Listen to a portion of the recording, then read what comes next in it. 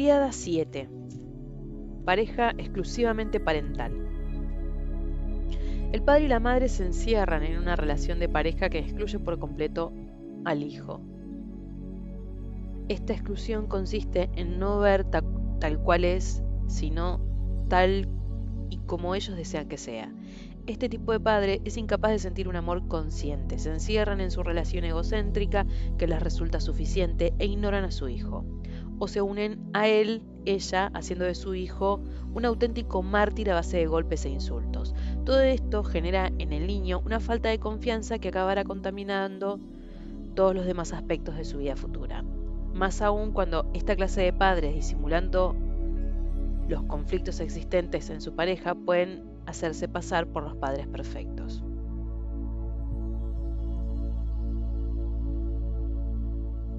Caso 1. Mis padres se quieren muchísimo, explicaba el consultante a modo de preámbulo. Los describía como dos personas volcadas exclusivamente la una hacia la otra y aparentemente perfectas, guapas, envidiadas por su entorno y siempre seguros en todas sus opiniones. De niño estaba convencido de que sus padres eran maravillosos y de que su familia estaba muy unida, porque aquello le procuraba una sensación de seguridad. A fuerza de adorar a aquellos padres suyos tan tóxicos, él se encontraba absolutamente infravalorado. Su infancia fue una auténtica colección de flagrantes injusticias. Sus padres le privaban de vacaciones, dejándole al cuidado de una criada mientras ellos viajaban a los más lujosos destinos. Con 5 años el niño dormía solo en una casa durante toda la noche porque los padres tenían que asistir a alguna fiesta en casa de amigos, etc. Incluso hoy en día el consultante sigue prisionero de una forma de razonar inmadura que le impulsa a creer que él se merecía aquellos malos tratos por parte de sus padres. Soy yo el único culpable, mis padres son perfectos, y yo, como no soy un buen hijo, es normal que no me quieran. La repetición de este tipo de abuso llevó al niño a adquirir el hábito de llamar la atención, actitud que salta automáticamente cada vez que se producen circunstancias similares. Una falsa personalidad que se ha incrustado en su ser verdadero y que le ha ido arrastrando a vivir de una manera totalmente autodestructiva. En su caso, este consultante nuestro llegó incluso a hacerse cortes con una cuchilla de afeitar, aliviando con este dolor físico cada vez que lo hacía el recuerdo de su propia existencia. El estudio de su árbol genealógico le hizo revisar su versión de la historia. Él no era aquel pequeño miserable y malvado hijo de una familia perfecta, sino muy al contrario, la inocente víctima de dos egoístas inmaduros. El hijo que haya sido invisible en el plano físico y afectivo tendrá siempre tendencias a vivir su edad adulta como un hombre o una mujer invisibles. Los padres de una tríada semejante, por regla general, son padres inmaduros que fuerzan a sus hijos a asumir un rol parental, robándoles así su propia infancia. Esta negación del niño puede conducir a abusos de toda clase: violencia verbal, insultos, críticas o burlas, crueldad afectiva y chantajes, abusos sexuales o hábitos perjudiciales con su nutrición, su espacio vital o sus relaciones sociales, etc.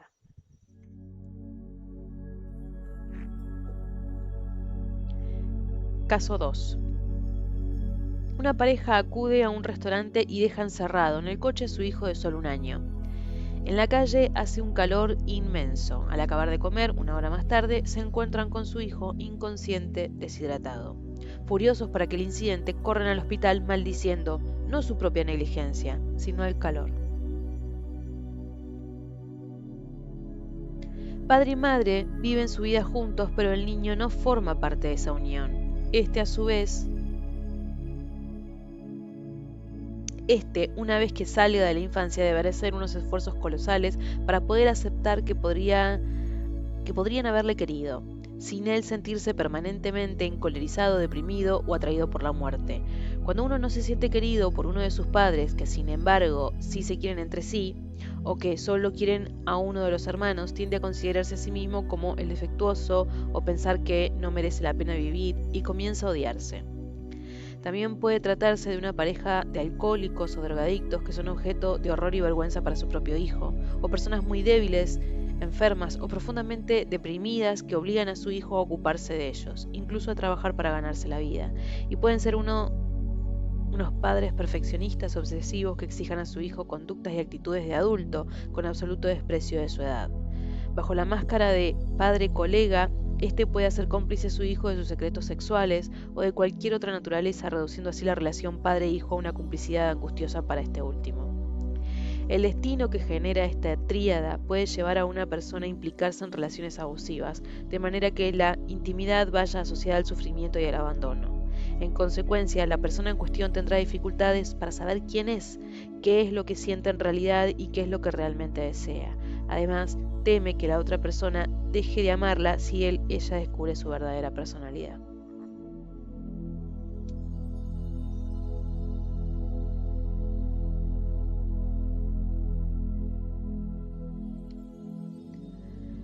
Tríada 8. La ruptura total.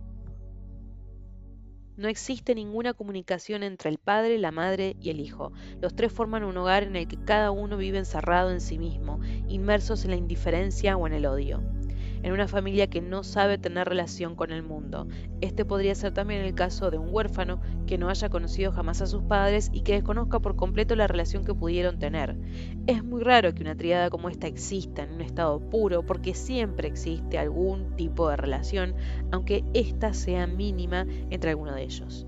En el caso de que se hubiera producido un aislamiento completo, esta tríada podría llegar a engendrar destinos realmente trágicos: esquizofrenia, cáncer, enfermedades cardíacas, tuberculosis, suicidios o accidentes mortales.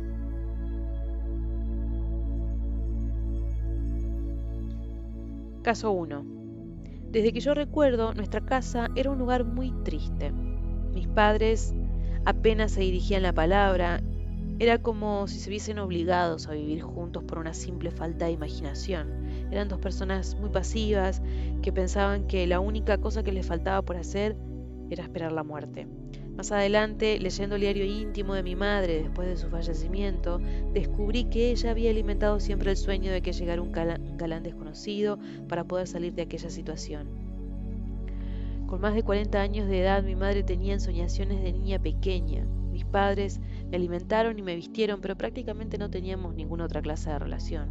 Yo abandoné mi casa muy pronto y emprendí mi propio camino.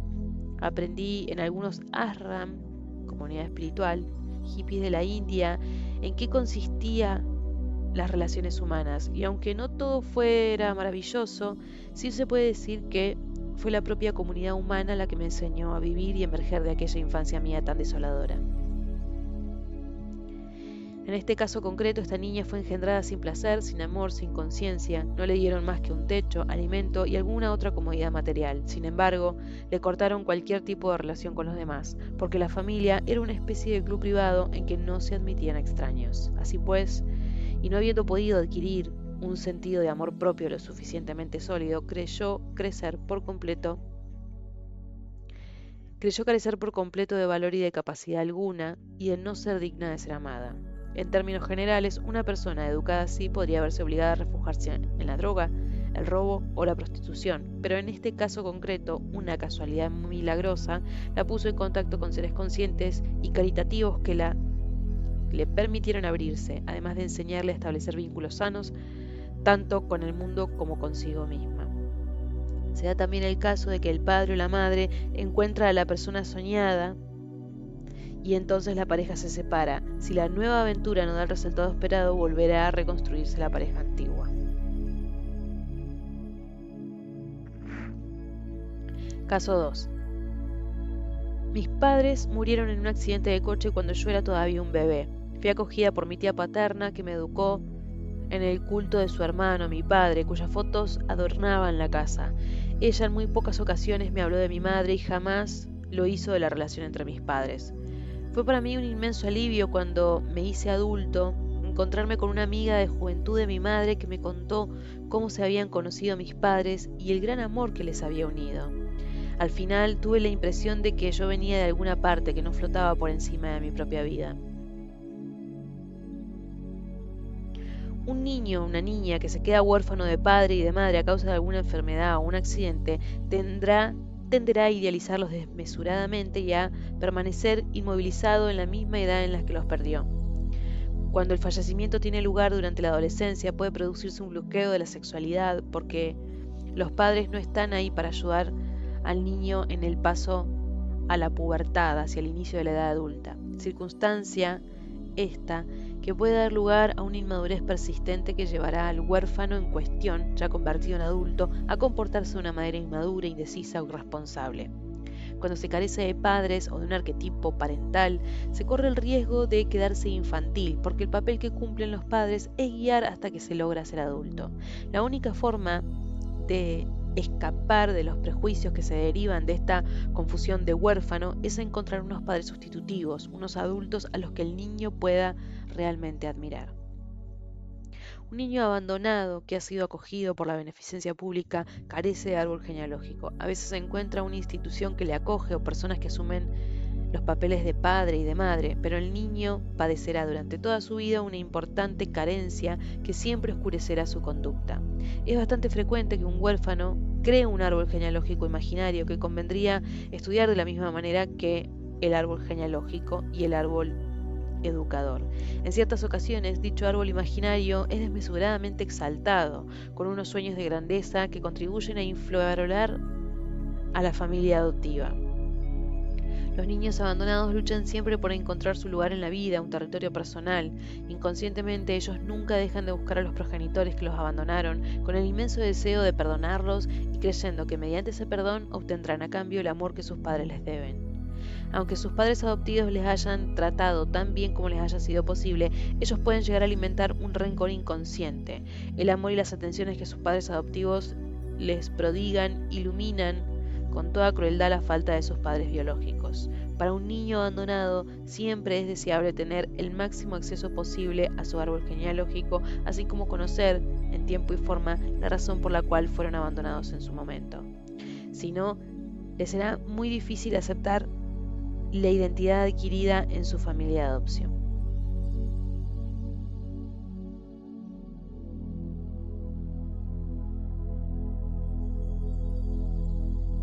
Variaciones en la tríada.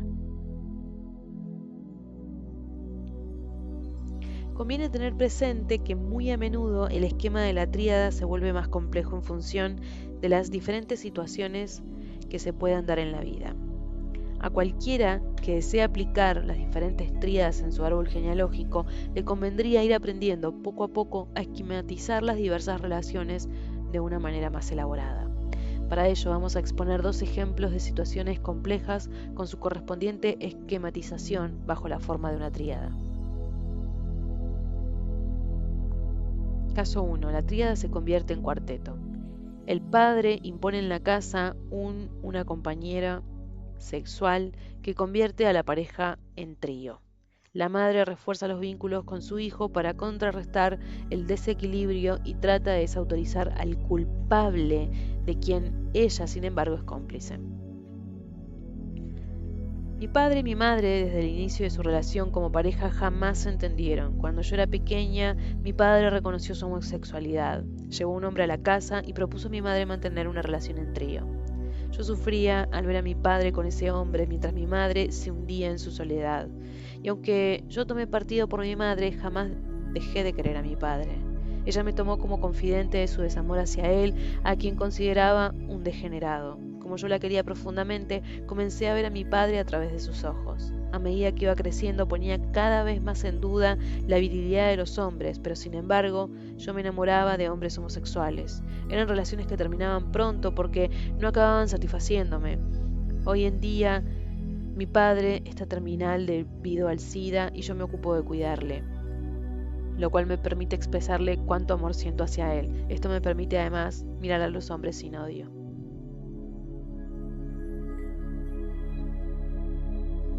Homicidio en la tríada. Caso 2. Es este un caso muy extremo, pero que viene a ilustrar cómo una relación extremadamente conflictiva puede llevar a separación definitiva, pues se trata de un homicidio. El padre, un hombre muy agresivo, mata a la madre, la cual seguía estando muy unida a su propia madre. En realidad, el niño se encuentra en este asunto totalmente desligado de sus dos progenitores, de su madre debido al fallecimiento y de su padre por su culpabilidad. Amadeo y Josefina, mis padres, se casaron en contra de su voluntad, en contra de la voluntad de mi familia materna. Josefa, mi abuela materna, se opuso a la boda porque veía cómo Amadeo, por aquel entonces todavía novio de mi madre, la maltrataba. Esos malos tratos no cesaron jamás, hasta el día en que mi padre mató a mi madre a martillazos. Cuando mi madre se dio cuenta de que estaba embarazada, sintió una enorme pena porque sabía que iba a traerle al mundo a un ser destinado a sufrir y además en el seno de un hogar permanentemente en estado de guerra. No obstante, mi madre se resignó. La primera vez que yo fui consciente del ambiente que reinaba en mi familia tenía solo 4 años. Mi padre con un cuchillo en la mano amenazaba de muerte a mi madre. Aquella noche sufrí un grave shock traumático,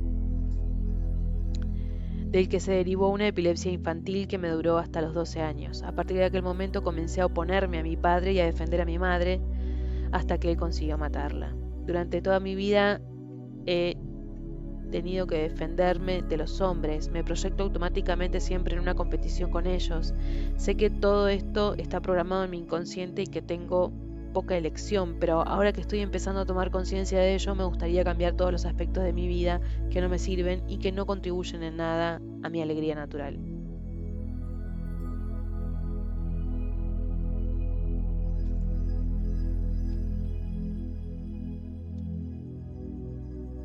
El árbol genealógico como red de tríadas. Ya hemos visto que la representación esquemática de la tríada puede adoptar formas más elaboradas, adaptándose a la infinita complejidad de relaciones que pueden surgir en el interior del trío, madre, hijo, padre. Sin embargo, lo más práctico es comenzar a esquematizar la tríada de una forma simplificada. El estudio metagenealógico del árbol no es una terapia en sentido tradicional del término. Sí, en el ámbito del psicoanálisis y la psicoterapia es frecuente evitar, simplificar, explicar o esquematizar las relaciones durante el trabajo. Aquí ocurre todo lo contrario. Simplificamos hasta el extremo las relaciones de todos cuantos nos han precedido y formado para de tal manera poder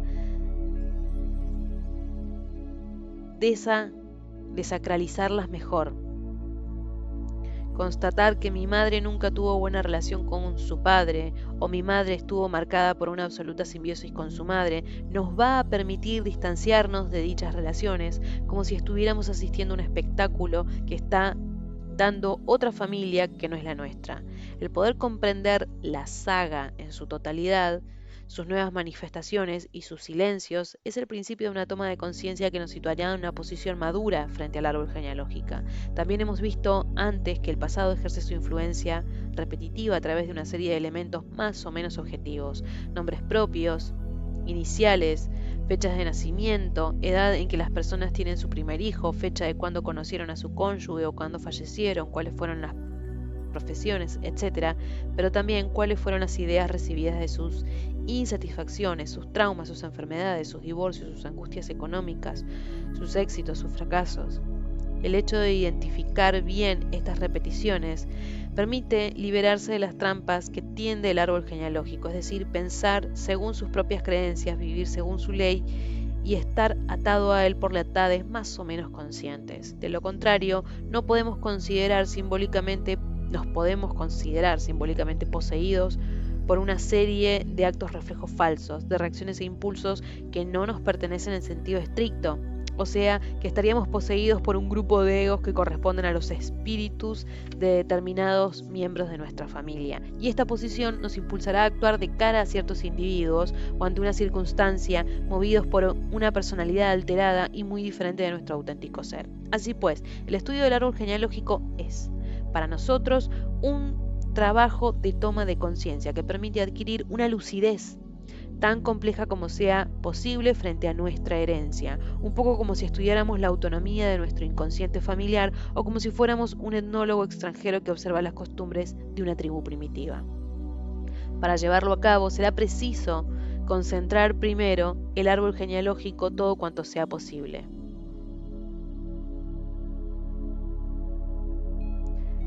precisamente a causa de la enorme influencia que ejerce sobre nosotros.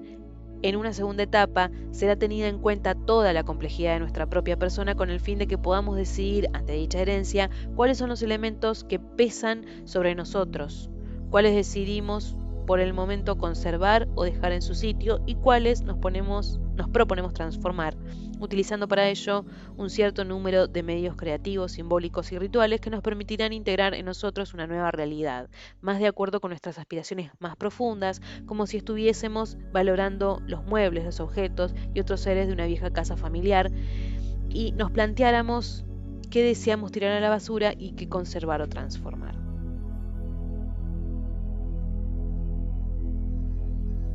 Para realizar todo esto, el trabajo sobre nuestra propia tríada va a tener que extenderse a todo el árbol genealógico.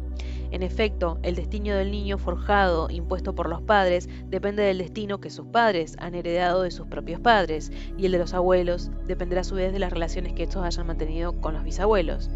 El esquema de las relaciones del árbol genealógico, en su forma más simplificada, adquiere el aspecto de una red de 7 tríadas, veas el esquema que viene a continuación, donde los diferentes vínculos están representados con líneas de puntos porque en cada caso convendrá precisar si existe una unión, una separación o un conflicto o una dominación. Esta primera representación de las relaciones existentes en el árbol genealógico se fundamenta en la transmisión de línea directa en la que todos y cada uno de los miembros de la familia, mi padre, mi madre, mis abuelos y yo, está contemplado como hijo único de sus padres. Si, por ejemplo, una niña se vio rechazada por su propia madre porque ésta prefería a su hermano, convendrá hacer notar tal separación, pero no todavía la preferencia de su madre por el hermano. En una segunda etapa, aprenderemos a esquematizar las relaciones existentes en el árbol genealógico, teniendo en cuenta a todos sus miembros, es decir, hermanos y hermanas, tíos y tías, todos los personajes que hayan podido ejercer una influencia decisiva, sacerdotes, amigos, amantes, etc., sobre ellos. En este sentido, nuestro objetivo será, pues, aprender a observar la forma en que los vínculos, las rupturas, las agresiones y las heridas se encadenan y se repiten en todo el árbol genealógico.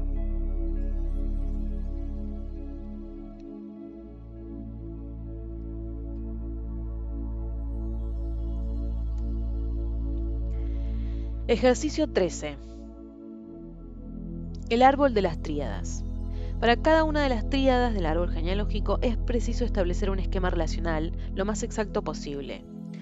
Cuanto más se remonte en el tiempo, menos elementos contendrá sobre las relaciones de pareja y de los padres con los hijos. La dificultad para establecer la tríada adecuada estará en el exceso de la información, pero a partir de los abuelos dispondremos de elementos muy escasos que será posible establecer, aunque será posible establecer sus tríadas basándonos en relatos familiares y en la propia intuición.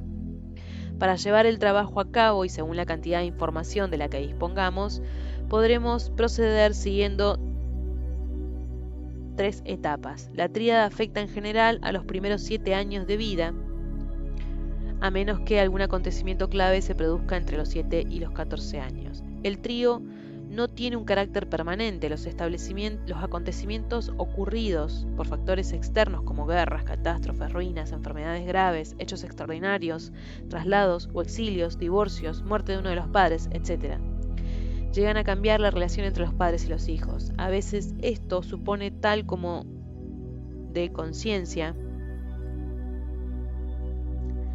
A veces esto supone tal toma de conciencia para cualquiera de ellos que descoloca las relaciones de la tríada. Los árboles genealógicos, al igual que la de la naturaleza, cambian de un año a otro. En algunas ocasiones el cambio es lento y en otras brusco, pero lo que nos interesa es descubrir qué primera forma tiene la tríada. En esta, la que después marcará nuestro camino de por vida, y que se corresponde a los 5 o 7 primeros años del hijo y con la receptividad que tuvieron los padres, junto con los evidentes lazos surgidos durante este crítico periodo. Todo ello creará una totalidad de base que nos enseñará a reconocernos.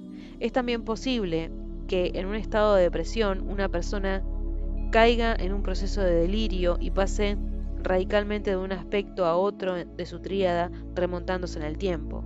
Puede darse el caso de alguien que, habiendo establecido unas buenas relaciones con sus padres, de adulto tenga un cambio brusco en su comportamiento, como si regresara a una época en la que sus padres fueron tóxicos. Estos saltos de la memoria hacia atrás llevan a la persona a actuar de nuevo como en esos momentos críticos de su infancia. Por eso debemos comprender bien la tríada inicial, es ella la que marca la personalidad de nuestra infancia. Para las relaciones que conocemos bien, nuestra propia tríada y quizás la de nuestros padres y nuestra madre, lo primero que habrá que hacer es definir la relación hijo, padre, madre, en cada uno de los 4 centros, el intelectual, el emocional, el sexual y el material. Para estas 12 relaciones resultantes habrá que determinar si esencialmente se trata de una unión, una separación, un conflicto o una dominación-protección. Se definirá cada tríada en relación con el clima dominante durante la infancia. Por ejemplo, si el niño ha sido querido justo hasta el nacimiento de su hermano pequeño y a partir de entonces sintió que su madre se alejaba de él, la tonalidad dominante será la separación de la madre. Pero cuando uno de los progenitores muy querido fallece durante la infancia, es el duelo el que marcará la separación que se convertirá en la tonalidad dominante. Si ya en una edad adulta se establece una buena relación con los padres, mejor que la tenida con ellos durante la infancia o la adolescencia, esta forma de relación habrá sido esencialmente conflictiva y por consiguiente la tonalidad dominante será la del conflicto. Una vez que se tenga la tonalidad relacional existente entre los 3 protagonistas, en los 4 centros será necesario compendiar esas 4 relaciones, intelectual, emocional, sexual, creativa y material, y sintetizarlas en una sola tonalidad dominante. Por ejemplo, si la relación madre-hijo es intelectualmente inexistente, sexualmente dominante y protectora, afectiva y materialmente, la tonalidad dominante será dominación-protección. Si la relación padre-madre se encuentra unida en la ideología común, es conflictiva en la vida material y eternamente desunida sexual y creativamente, la tonalidad dominante será desunión.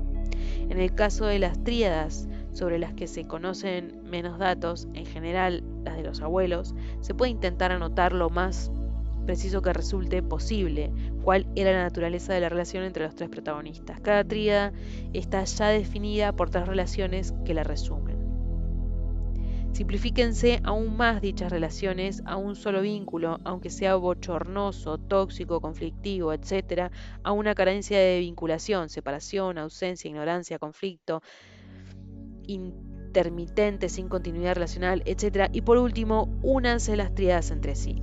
El objetivo de este ejercicio no es representar el árbol genealógico con una exactitud absoluta. Se trata más bien de comenzar a visualizar el árbol como una especie de red de canalizaciones por la que el flujo del amor, la atención y la comunicación circula, se atasca, se interrumpe según la lógica que une a las generaciones entre sí. Unas veces para lo mejor, otras para lo peor.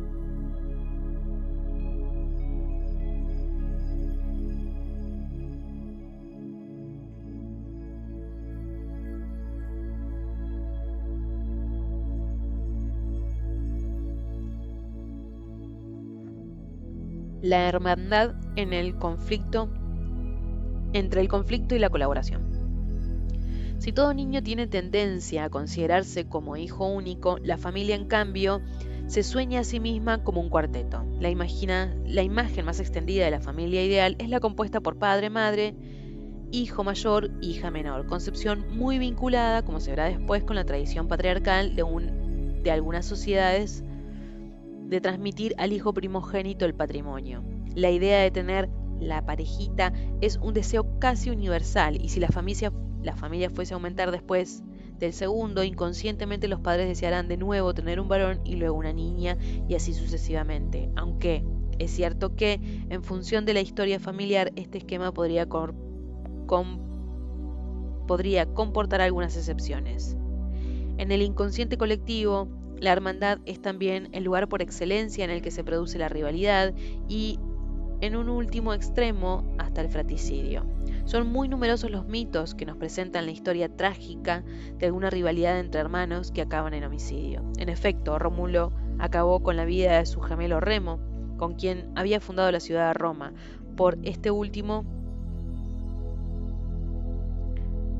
porque este último le desafió a atravesar el foso sagrado de la ciudad palatina que él había trazado. Asimismo, el dios egipcio Osiris muere a manos de su celoso hermano Set, el cual reinaba en las regiones estériles. Además, en la Biblia encontramos a Caín, el primer hijo nacido de Adán y Eva, que mata a su hermano Abel porque las ofrendas que hacía este eran más apreciadas por Dios que las suyas propias. Existen otros mitos que corresponden a hermandades mucho más numerosas y en los que se muestra la existencia de facciones disidentes organizadas por una parte de los hermanos y de las hermanas, permaneciendo algunos de entre ellos fieles a sus padres. Por ejemplo, en la mitología azteca está Coatlicue, la diosa madre tierra, que tras haber engendrado a las estrellas y a los dioses, quedó encinta milagrosamente de un pulmón que descendió del cielo mientras oraba en un templo y engendró a su hijo Huitzilopochtli. Su hija, Coyolxauhqui, creyendo que su madre se había deshonrado, incitó a sus 400 hermanos, los Zentzón Huitzinahuac, estrellas del sur, a matarla. Este acto de barbarie fue impedido por el nacimiento de Huitzilopochtli, dios del sol y de la guerra, que emergió del vientre de su madre armado hasta los dientes con el fin de masacrar a su hermana y el resto de sus traidores hermanos. Como se puede apreciar en todas las culturas, se encuentran los mitos que presentan a la familia, más en particular a la hermandad, como un auténtico campo de batalla, de traición y de lealtad a los padres. La hermandad es, pues, el modelo inicial de toda sociedad, agitada por las tensiones que pueden llegar a degenerar en una guerra abierta, en tortura o en muerte. La hermandad es asimismo la colectividad por excelencia, con sus ideales propios sobre el amor, el reparto igualitario y la colaboración fructífera. El mito de Caín y Abel, Génesis 4:1-16, y acá hace una transcripción de la Biblia, dice: conoció el hombre a su mujer, que concibió y parió a Caín, diciendo: he alcanzado de Yahvé un varón. Volvió a parir y tuvo a Abel, su hermano. Fue Abel pastor y Caín labrador.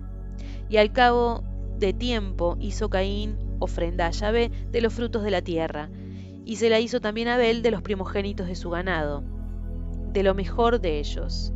Y agradóse Yahvé de Abel y su ofrenda, pero no de Caín y la suya. Se enfureció Caín y andaba cabizbajo, y Yahvé le dijo: ¿por qué estás enfurecido y por qué andas cabizbajo? ¿No es verdad que si obras bien andarás erguido, mientras que si no obras bien estará el pecado en la puerta? Cesa, que él siente apego a ti y tú debes dominarle a él. Dijo Caín a Abel su hermano: vamos al campo.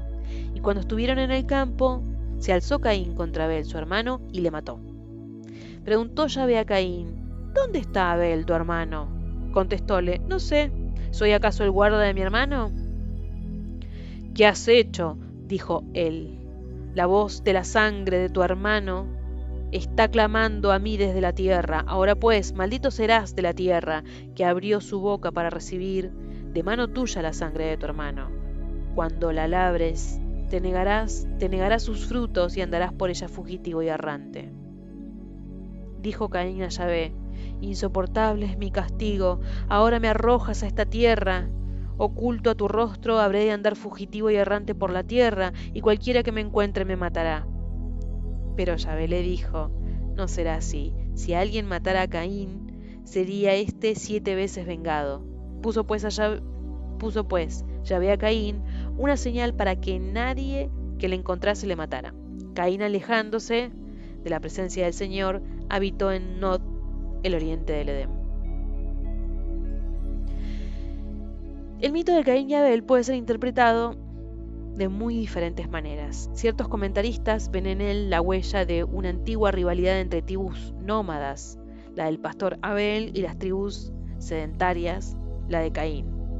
Pero si interpretamos el texto literalmente, podremos entresacar elementos muy interesantes. Caín nace el primero y se convierte en agricultor. metafóricamente lo que hace Caín.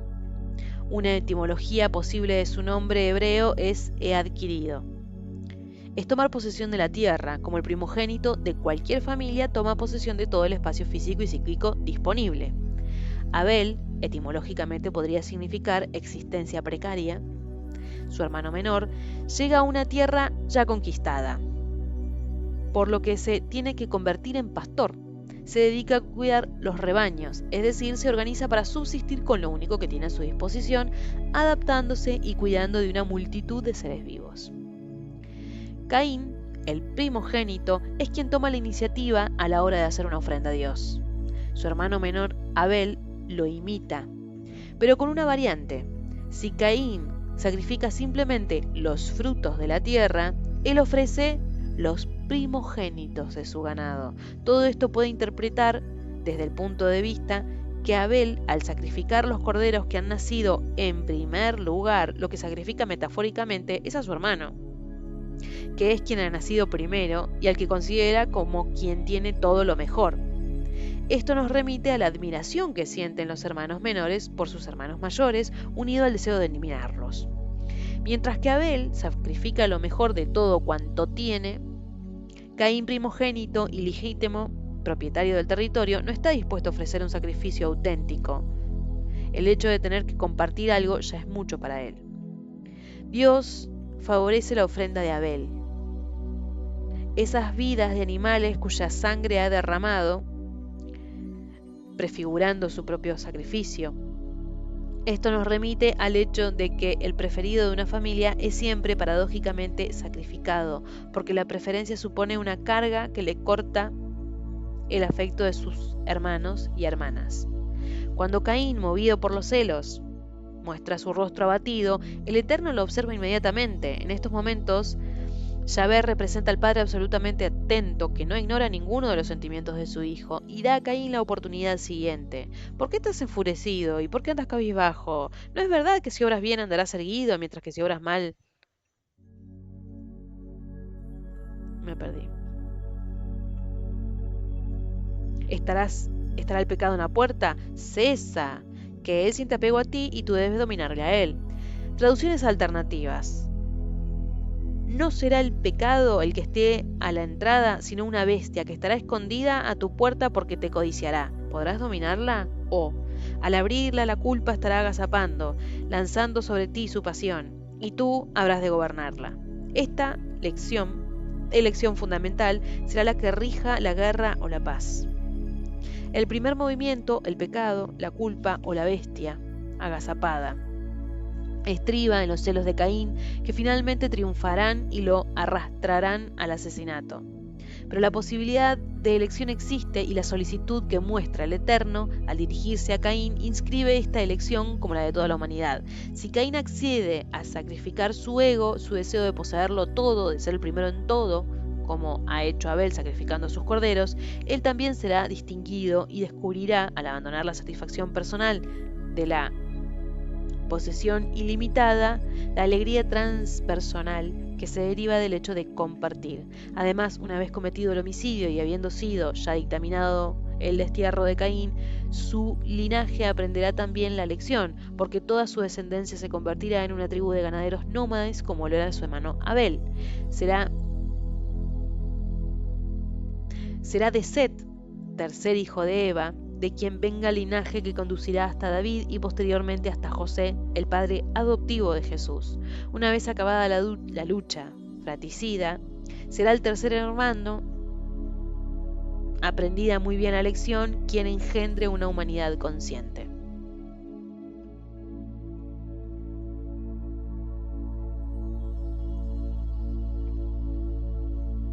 El mito fundador de la cultura judeocristiana nos conduce a la consideración de la hermandad como el lugar por excelencia de la alteralidad y complementariedad de la rivalidad y al reparto. La concurrencia que da el corazón mismo de la hermandad con un reto fundamental, que los niños aprendan a vivir entre sus semejantes, tanto en la intimidad del hogar como en sus primeras experiencias de socialización, guardería, colegio, etc. La actitud de los educadores adultos, es decir, su formación con hermanos, amigos, será determinante para favorecer la adaptación del niño a la vida en sociedad. El ideal sería que cada niño pudiera vivir a la vez como individuo soberano y como miembro de una comunidad.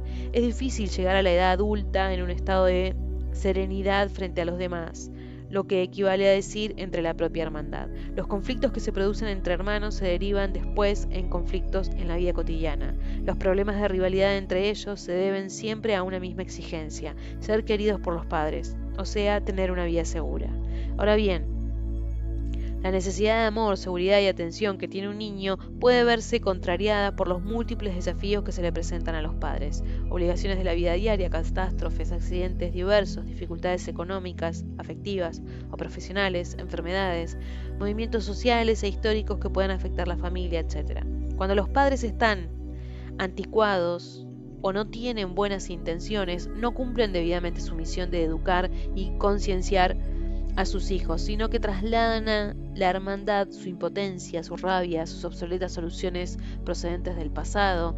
Es así como nacen las jerarquías rígidas, en apariencia muy útiles para que reine el orden, pero devastadoras para los niños, a quienes sitúa para siempre en una posición dominante, en una subordinación. Las comparaciones, como modo de chantaje, opresión, las preferencias y las exclusiones que marcan para siempre el destino de los futuros adultos, etc. Cada vez que los padres evitan responder adecuadamente a las preguntas del niño, aunque las entiendan o las rehúsen de forma constructiva, cristalizará la infracción como un elemento de una futura identidad neurótica. En la vida adulta, y en virtud de los mecanismos de proyección vistos en este mismo capítulo, las antiguas rivalidades en el ámbito fraterno desembocan luego en conflictos entre semejantes, siempre orientados hacia una autoridad superior que representa a los padres. Puede ser un jefe que no sabe valorar a sus empleados, unos padres y suegros a quienes hacen testigos de sus disputas de pareja, o que es lo que de hecho viene a ser un hermano y una hermana. Asimismo, se producen auténticas guerras en nombres de una idea abstracta: Dios, justicia, paz, etc. Luchas en las que dos fracciones rivales creen honestamente estar combatiendo por el bien del ideal de los padres. En el siguiente apartado vamos a trazar algunas pistas o líneas de trabajo para poder comprender cómo el sufrimiento vivido en el seno de la hermandad recorrerá el árbol genealógico durante varias generaciones.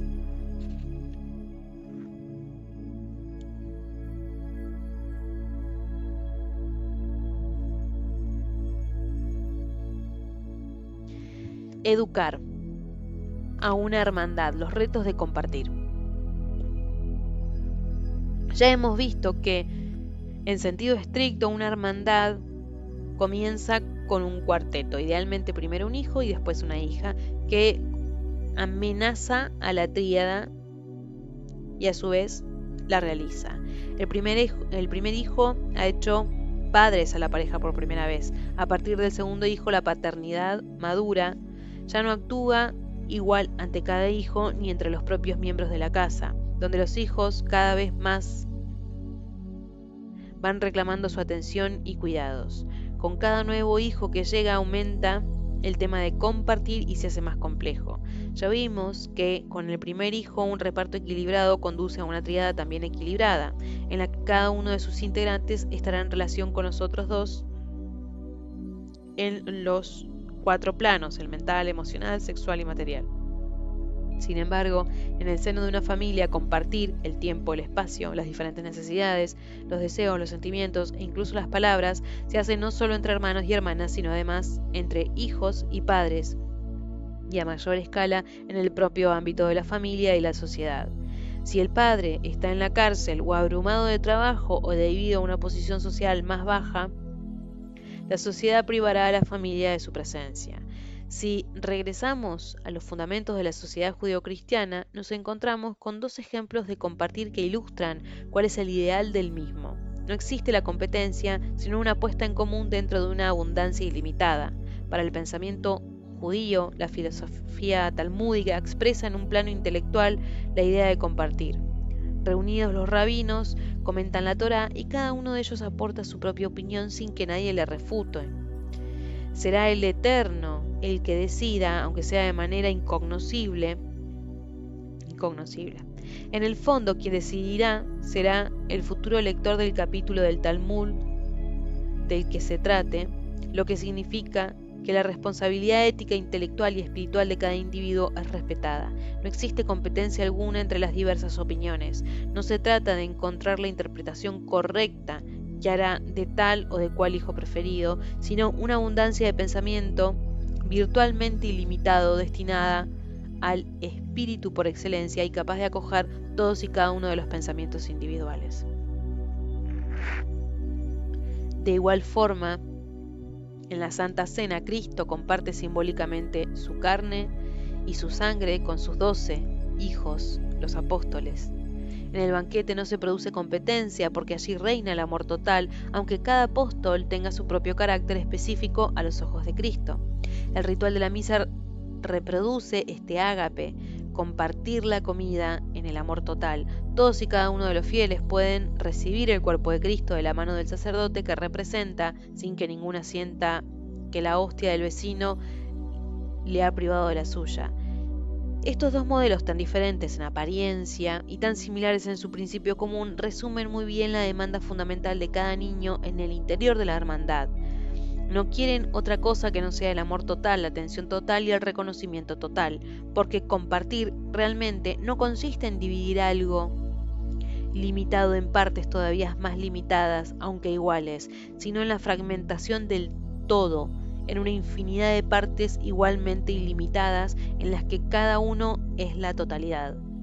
Pero no se puede repartir aquello que no tiene límites.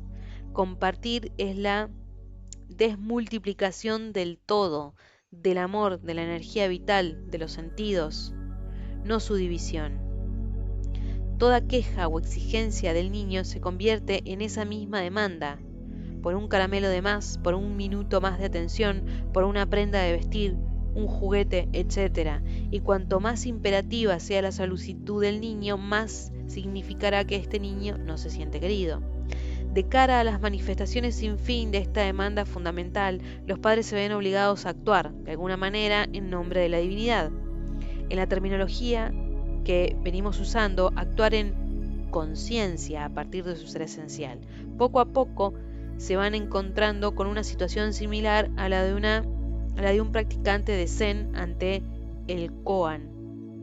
Esas adivinanzas sin respuesta posible que no se pueden resolver si no es por medio de la liberación mental, o sea, de los límites individuales.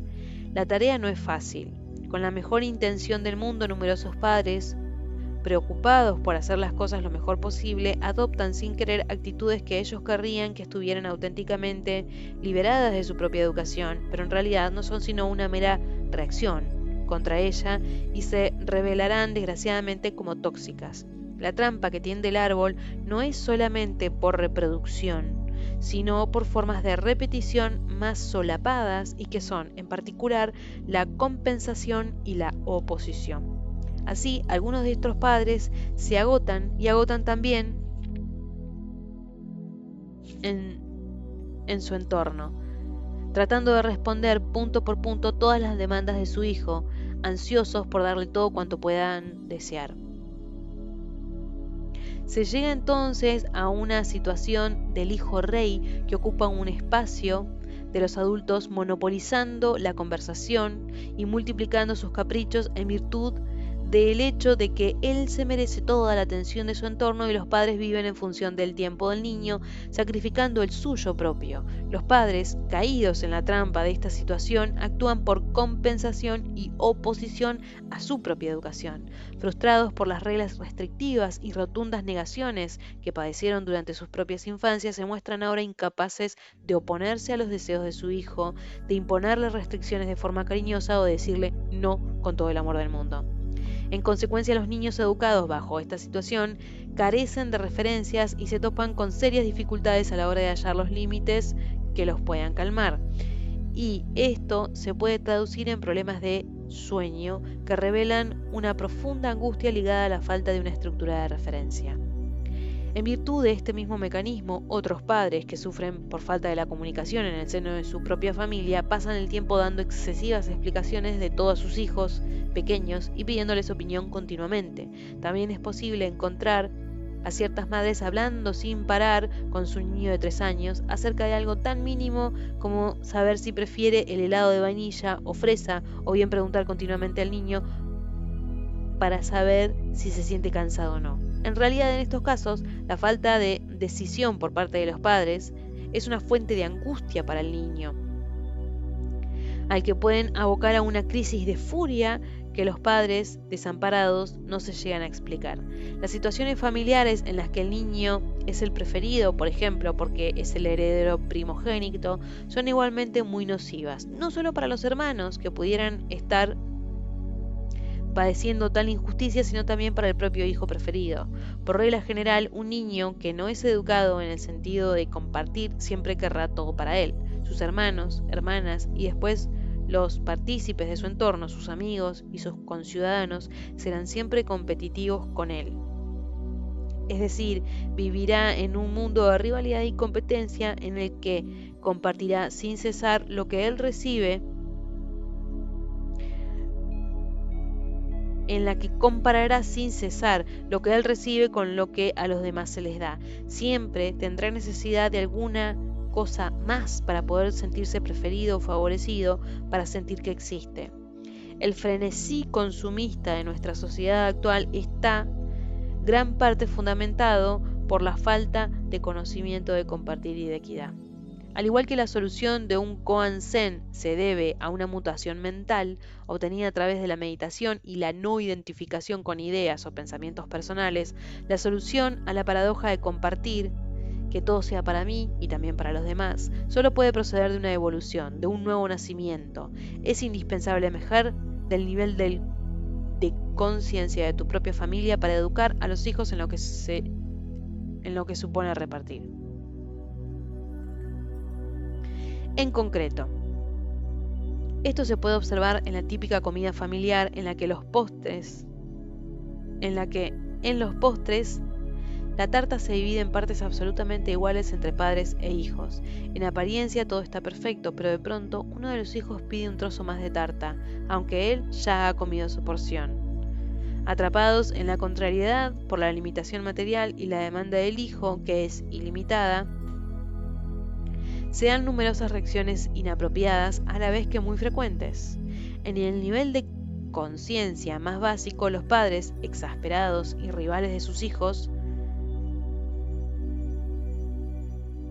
esta demanda les remite a sus propias carencias personales y podrían responder con contestaciones de este tipo: ¿quién te has creído que eres? ¿No hay alguna razón para que tú tengas más que los otros? Sí, pero ya no queda más. Las cosas son así, en la vida no se puede tener todo, o nunca tienes suficiente y además estás demasiado gordo.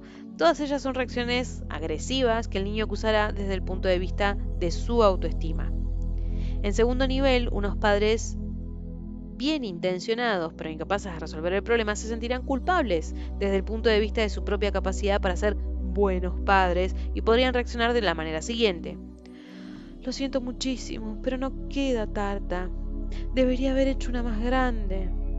Una reacción con buena voluntad, pero que tiene el inconveniente de echarse la culpa el propio padre-madre, lo cual resulta angustioso para el hijo. A todos nos ha tocado lo mismo. Esta respuesta reduce el sentido de compartir a una mera fragmentación material en la que cada uno recibe lo mismo, lo que supone una negación de la identidad individual.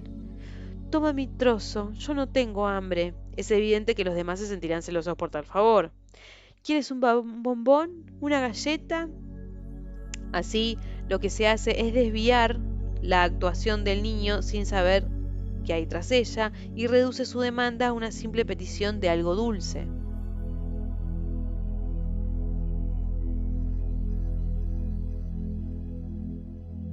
La respuesta de un padre o madre consciente es, en realidad, un proceso de escucha que comienza con una pregunta: ¿tienes hambre todavía? Entonces el niño traslada su propia soberanía y no una ilusoria omnipotencia. Puede expresar qué es lo que necesita. Si verdadera tiene hambre, a continuación se le diría: como ya no queda tarta, ¿qué te apetecería comer ahora? Una vez bien comido, si es que ha sido necesario, convendrá atender su demanda inicial, un trozo más de tarta, es decir, cualquier cosa inmaterial que él sepa que es imposible, que en realidad encubre una demanda de más amor. Este trozo extra puede materializarse simbólicamente en un vale por un trozo de tarta que el niño podrá cambiar cuando quiera y cuando sienta la necesidad de un trozo de tarta, pero también canjear por un mimo, un juguete, media hora de dibujos animados o cualquier otra actividad de su elección, siempre de acuerdo de sus padres. El hecho de que el niño pida un trozo más de tarta no quiere significar otra cosa que la expresión de su propia insatisfacción ante sus padres, que quizás en algún momento se olvidaron de darle algo que le habían prometido. Para el resto de los hijos, este fragmento ilimitado del todo que él reclama tendrá un sabor peculiar. Uno utilizará su vale por un trozo de tarta, otro pedirá un rato para conversar y un tercero ofrecerá un dibujo a cambio, que además le encantará ver que es colgado en la pared. Pero bajo la demanda del niño puede esconderse la exigencia de ser más querido que los demás. Cuando la familia no ha sabido proponer un reparto correcto, todos y cada uno de los niños se ven frustrados y a fuerza de privaciones de semejante naturaleza llegan a desarrollar una necesidad neurótica de monopolizar la atención de sus padres. Ya no se trata de tener lo que el niño necesita, sino de tenerlo todo. Si fuese así, conviene señalar al niño el sentido de compartir y de colectividad. Retomando la anécdota de la tarta, puede ser ahora muy útil proponer lo siguiente: dado que no queda más tarta, te voy a enseñar a hacerla, así en el futuro podrás tener toda la tarta que quieras. Después habrá que dedicar el tiempo necesario para formarle y enseñarle luego en la cocina, incluso con sus hermanos como testigos si lo desean, a preparar esa tarta que él compartirá orgullosamente después con toda la familia.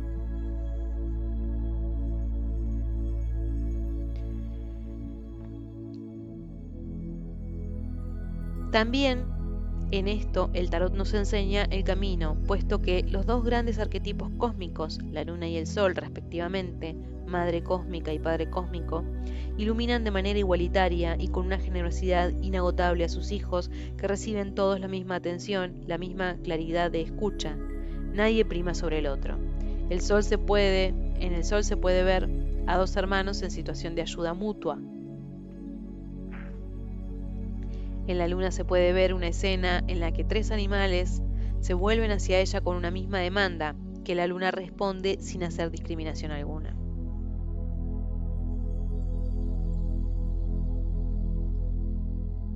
Nuestro objetivo no es dar lecciones de pedagogía, sino hacer comprender cuál sería la situación ideal, esa que no se da habitualmente en ninguna familia, para poder develar las heridas y las deformaciones que hubieran podido marcar las diferentes hermandades del árbol genealógico.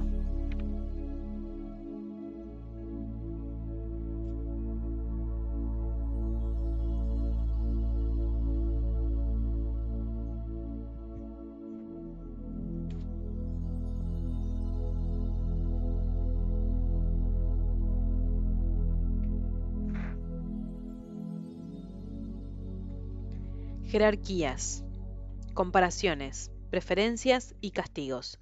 La hermandad tóxica. Al no poder alcanzar el reparto ideal, los padres, prisioneros en la trampa tendida por el árbol genealógico, actúan frente a la hermandad basándose en 4 estrategias principales destinadas a contener eso que ellos perciben como un caos de individualidades que no pueden controlar. Establecer jerarquías, influir sobre los niños con comparaciones, afirmar sus preferencias y castigar físicamente. Todas estas estrategias tienen en común el inconveniente de encerrar las individualidades y riqueza personal de cada uno en roles prefijados, como si se tratase de un calabozo de leyenda donde el prisionero no puede descansar sentado ni estirarse. Una herramienta de tortura simple pero muy refinada. Estas estrategias pueden llegar a producir lesiones psíquicas que desembocarán ya en la edad adulta en comportamientos agresivos y autodestructivos. Las fiestas familiares, año tras año, verán reproducirse estos juegos de roles convertidos en caricaturas cuando los interpretan los adultos.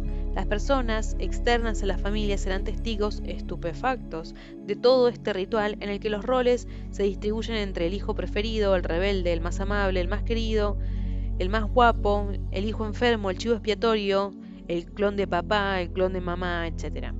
Es normal que sea más fácil identificar la comedia familiar de los otros que la nuestra propia, y esto podría ser un excelente ejercicio de toma de conciencia que poco a poco nos introduzca al estudio de nuestro propio árbol genealógico.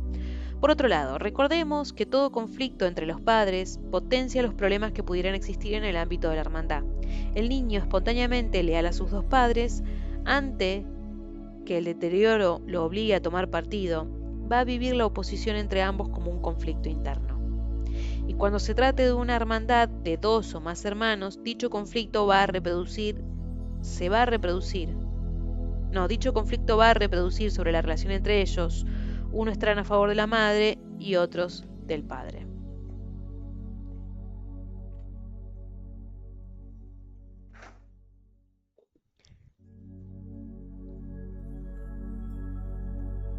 La jerarquización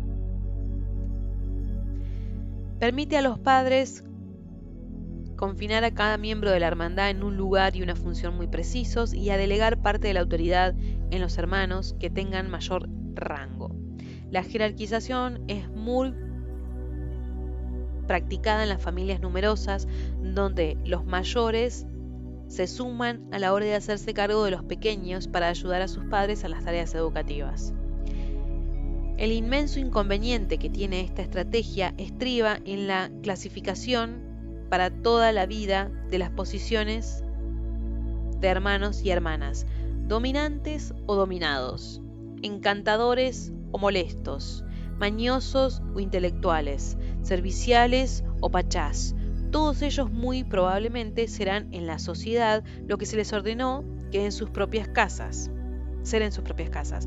Esta concepción de la hermandad como un ejército o como un campo de prisioneros puede dar lugar a numerosos abusos sexuales o torturas físicas y morales sobre la que los padres se abstienen cuidadosamente de estar al corriente. Un niño, incluso el mayor, no está preparado psíquicamente para educar a otro niño. Por un lado, porque simplemente no tiene aún esa capacidad, y por otro, porque experimentará siempre una ambivalencia entre semejante petición. Incluso, aunque hacerlo sea para él lograr el amor de sus padres, y muy frecuentemente proyectará toda su crueldad sobre sus hermanos pequeños, sin los límites morales que habrá de adquirir más adelante cuando sea adulto.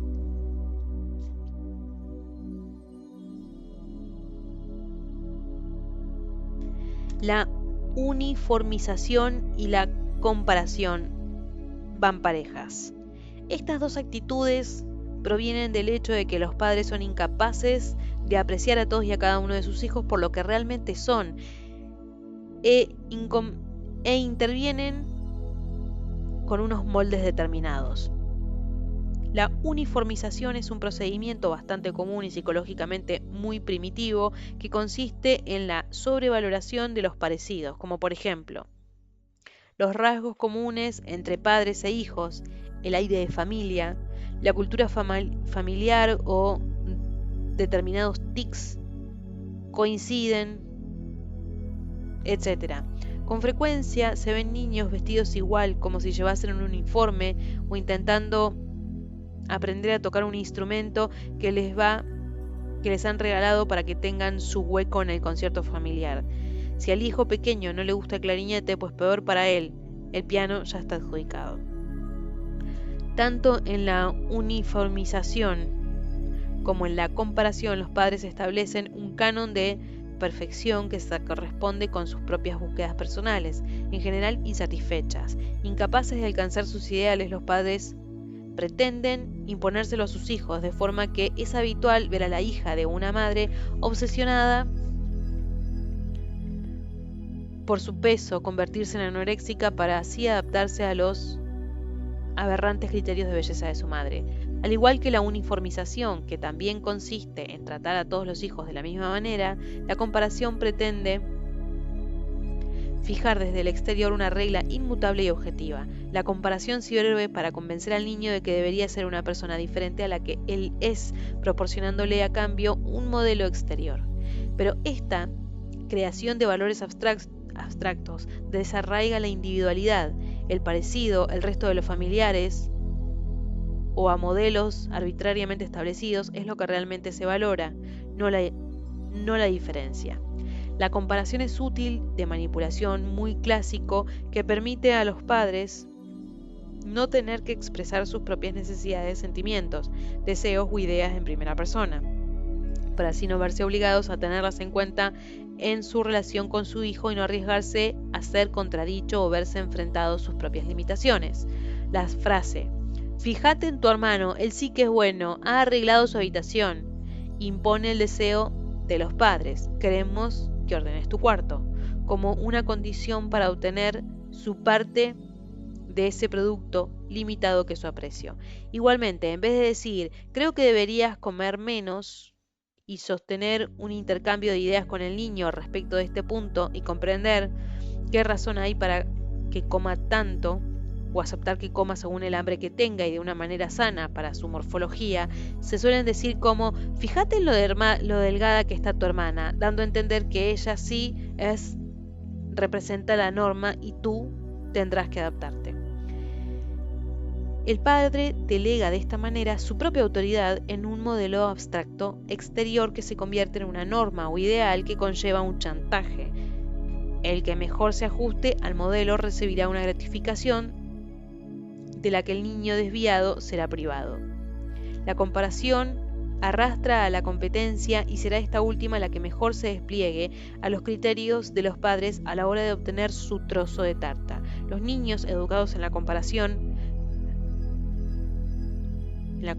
permanente serán más adelante adultos infravalorados, envidiosos y competitivos, con grandes dificultades para aceptar su propia individualidad y su propio valor, y continuarán aplicando en ellos mismos y su entorno las normas reductoras que a sus ojos representan el juicio parental. La comparación nos conduce no a la excelencia, sino a la impotencia, porque será necesario que fuéramos el otro para poder hacer lo que el otro hace, lo cual evidentemente es imposible.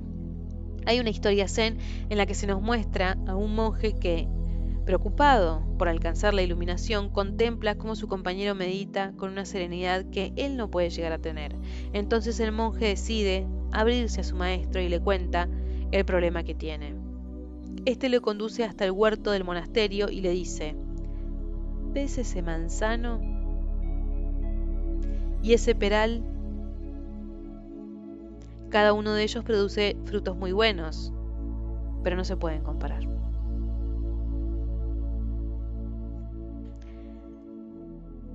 La preferencia.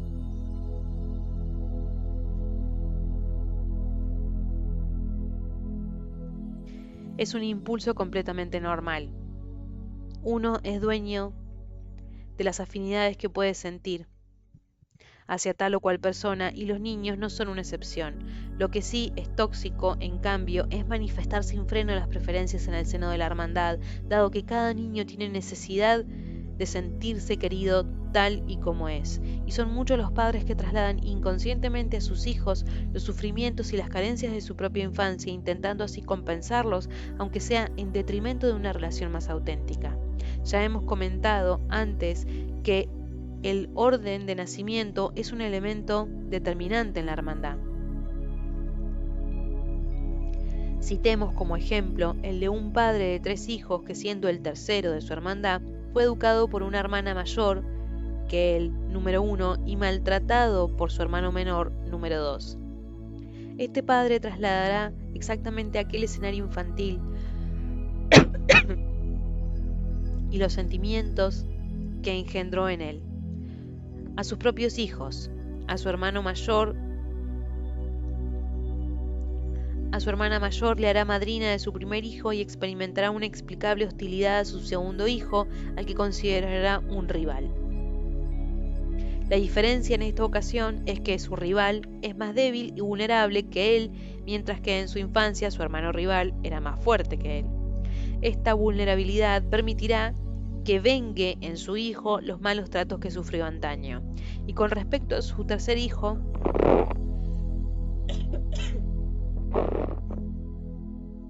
al que preferirá ostensiblemente, sobre él proyectará todas sus esperanzas y ambiciones irrealizadas. En el mismo orden de ideas, su madre, cuyo deseo era tener un hijo varón, quizás porque sus padres esperaban uno, pero nació ella, podría maltratar a sus 3 hijas y en cambio adular a su pequeño hombrecito. Muy a menudo un niño nacido por accidente o por una relación sexual forzada, en algunos matrimonios se produce una violación conyugal, portarán durante toda su vida el peso de una culpa que no es suya en absoluto. Tú me has privado de mi libertad porque por tu culpa tuve que casarme. Podría pensar el padre o la madre, argumentar que tú has sido el precio de mi sufrimiento y mi humillación y no puedo ni siquiera mirarte a la cara, hijo de una violación. Sin embargo, un hermano o hermano que haya nacido en unos años antes o después podría recibir con toda probabilidad un trato mucho más afectuoso.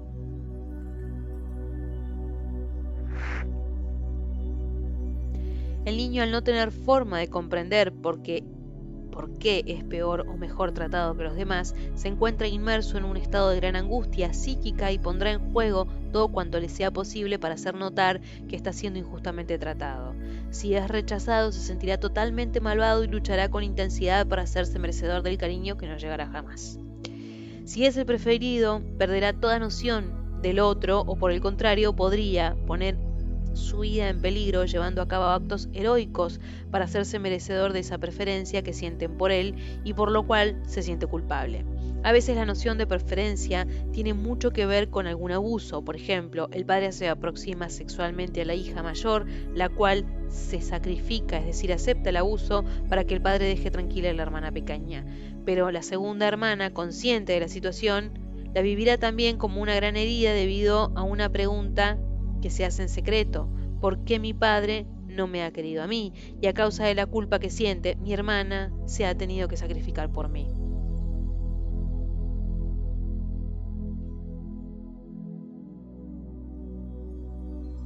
El castigo físico no es otra cosa que una confesión de impotencia, más o menos disimulada, que hacen todos esos padres que son incapaces de llegar al espíritu de su hijo, proponerle la solución que ellos saben que es la mejor y afirmar su legítima autoridad de una manera aceptable, aparte de imponer límites en su estructura. El castigo físico combina 2 venenosas estrategias de manipulación: el dolor físico y la humillación psíquica. No se trata de educar al niño, sino de adiestrarlo como se haría con un animal mientras se le obliga a obedecer sin que importe su opinión. El padre recurre al castigo físico bien por pura y simple repetición, tal como fue educado él, o bien porque es incapaz de convencer a su hijo y para afirmar su posición de padre con esa superioridad que debería dar la experiencia y una estructura psíquica madura. No tiene otro argumento que el de su fuerza física, que es muy superior a la del niño o la niña. Esto revela que, por parte de los padres, existe una gran confusión entre lo que es el cuerpo y lo que es el espíritu. Se golpea el cuerpo pretendiendo enderezar el espíritu, pero en realidad el castigo solo logra herir el espíritu e imponerle un repliegue o un retorcimiento suplementarios. Esto es algo que puede abocar a un niño a sentir un rechazo de su propio cuerpo, pues él lo ha vivido como una dificultad, como un enemigo, como un lugar en el que su propia vulnerabilidad se manifiesta de tal manera que solo servirá para rebajarle. Cuando los padres permiten que uno de sus hijos pegue a otro de forma repetida, ambos son culpables por no atender a una persona en peligro. Incluso en el supuesto de que una fraternidad los ataque, incluso en el supuesto de que en la fraternidad los ataques adopten la forma de burlas, críticas corporales, humillaciones, por ejemplo, lo que no se puede permitir es que un niño sufra regularmente ataques contra su integridad física, corriendo el riesgo de hacer a un adulto extraño de su propio cuerpo. Es preciso mantenerse en continua vigilancia, pues un castigo puede ser ejecutado por error. El padre castiga al hermano mayor, generalmente violento con su hermana pequeña, porque estaba llorando. Después se entera de que la niña lloraba porque se había caído. La violencia física debe distinguirse bien de los momentos de imposición, muchas veces necesarios, en los que el cuerpo físicamente maduro del padre sirve de referencia al niño, a condición de que el gesto del padre, por ejemplo, inmovilizar al niño, meterlo en la cama o llevarlo a la ducha para interrumpir una crisis nerviosa o castigarlo de cara a la pared, imponiendo en él momentos de quietud y silencio, esté siempre impregnado de un profundo respeto hacia la integridad del niño y orientado hacia el hecho de devolverlo a su relación consigo mismo y su entorno.